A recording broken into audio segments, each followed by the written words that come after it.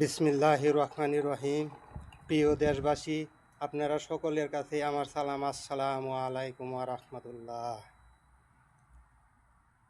আমি ছোট্ট আকারে আপনাদের সামনে দু একটি কথা বলবো, আপনারা ইনশাল্লাহ মনোযোগ দিয়ে শুনবেন।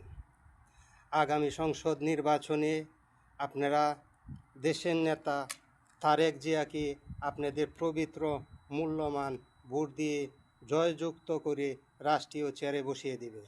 সেই সাথে আমরা প্রায় 1.5 কোটি বাঙালি প্রবাসী, আমরা প্রবাসীরা বৈধভাবে ব্যাংকের মাধ্যমে রেমিটেন্স দিয়ে তারেক জিয়ার হাতকে শক্তিশালী করে দেব, যাতে আগামী দিনে নতুন একটা বাংলাদেশ গড়ে তুলতে পারে।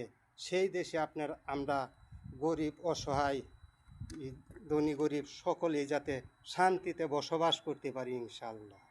এখানে আমার বক্তব্য আমি শেষ করলাম।